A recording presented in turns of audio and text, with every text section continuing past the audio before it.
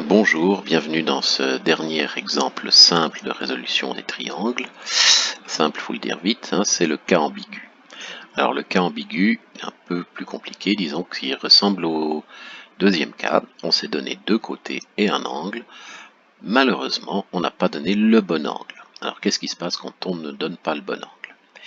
C'est-à-dire on n'a pas donné l'angle entre les deux côtés, on a juste donné un troisième angle, un angle qui n'est pas entre les deux côtés, un des deux autres. Alors, assez facile de construire la solution à la main peut-être. Si je prends le côté C, ici, je construis un segment de longueur C, j'abaisse ici la droite qui forme un angle alpha à partir de A, avec le segment que j'ai construit, ce qui nous donne une droite, mais on a juste besoin de la demi-droite. Tout ce qui couperait de l'autre côté n'aurait pas le bon angle.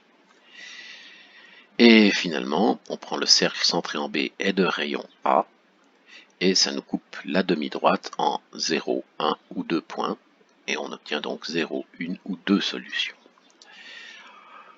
Alors, il faut commencer tranquillement par quelques illustrations. Déjà, on peut avoir ici, on a deux solutions, là on en a 0. Augmentons A. Voilà, ici, A est trop grand, il coupe d'un autre côté, là, ce point-là ne nous donnerait pas un vrai triangle. Là, c'est ce point D ici qui nous donne le bon triangle. Donc là, il y a une seule solution. Alors, pour résoudre ça, c'est extrêmement, je veux dire, simple dans le concept. Il nous manque le troisième côté. On a deux côtés et un angle, il nous faut le troisième. Donc, tout va bien. Ici, juste une remarque. En fait, il y a des cas où il faut absolument prendre un angle, bien sûr, qui est entre 0 et pi. Sans ça, on n'a aucun espoir de solution. Il n'est pas possible que l'angle soit plus grand que pi.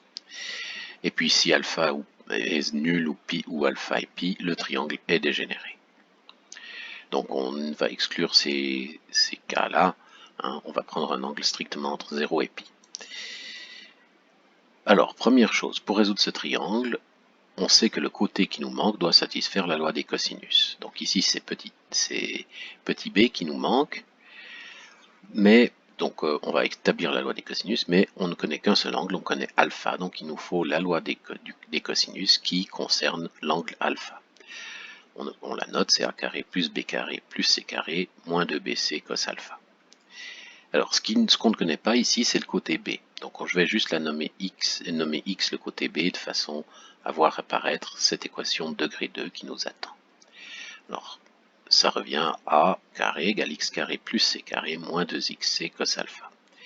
Si on arrange ça de façon un peu plus simple, ça nous donne cette équation-là, qui est une équation de degré 2.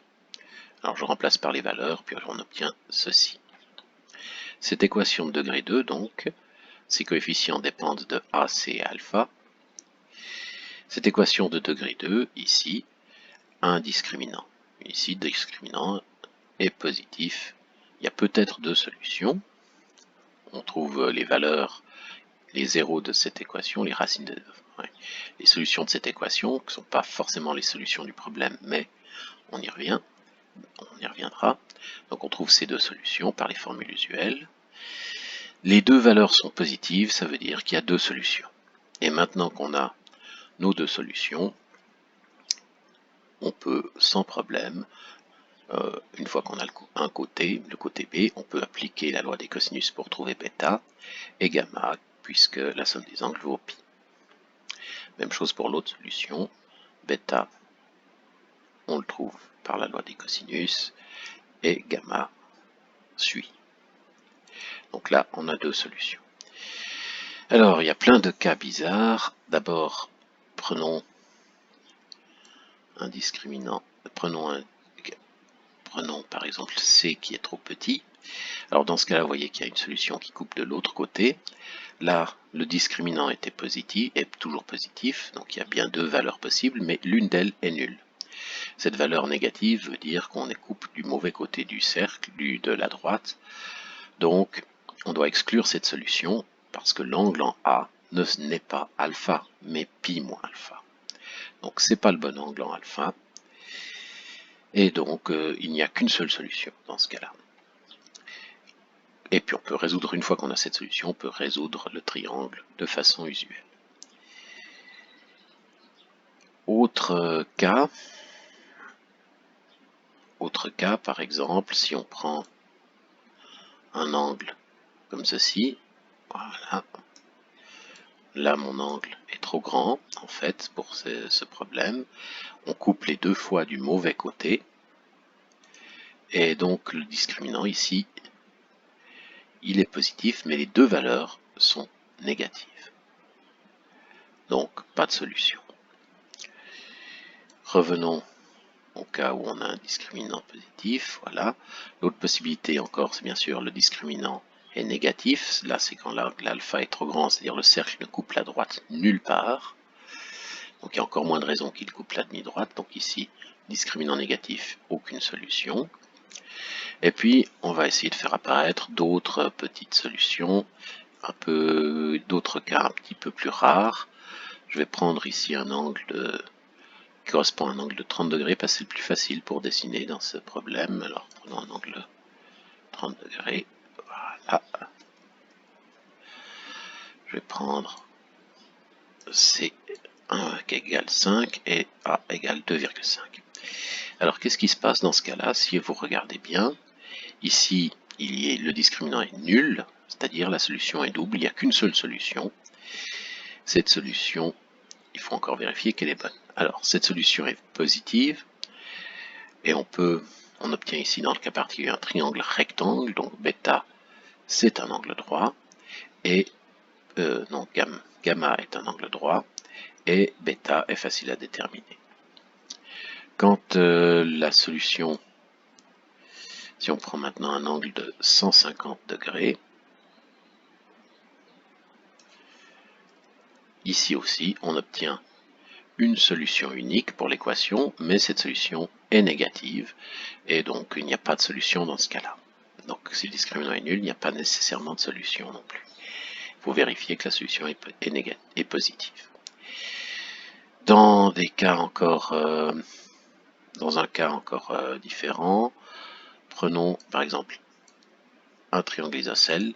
Dans le cas d'un triangle isocèle, ici il y a une des solutions, donc il y a deux solutions ici, pas de problème. Il y a deux valeurs, mais une des valeurs est nulle, donc on a un triangle dégénéré dans ce cas-là. Il se peut aussi que le triangle soit dégénéré, totalement dégénéré. Hop. Les deux triangles dégénérés, ça peut arriver aussi. Voilà, on a un discriminant nul et les deux solutions sont nulles. Voilà, donc j'ai fait à peu près le tour de tous les cas de figure. On peut avoir 0, 1 ou 2 solutions selon que l'équation a un discriminant négatif, nul ou positif. Et après, dans tous les cas, il faut vérifier que les solutions correspondent à des longueurs positives. Sans ça, il faut exclure ces valeurs. Voilà le cas ambigu. Donc, vous voyez, c'est quelque chose qui est assez immédiat. Hein. La résolution ne fait appel qu'à des choses élémentaires. Les calculs sont peut-être un peu longs, mais bon, c'est pas un gros problème. Voilà, j'espère vous avoir montré comment résoudre donc ce genre de problème, le cas ambigu.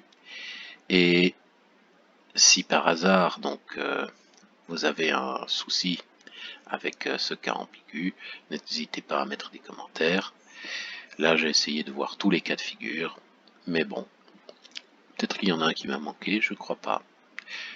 Donc laissez des commentaires si jamais vous avez besoin d'explications supplémentaires sur ce cas.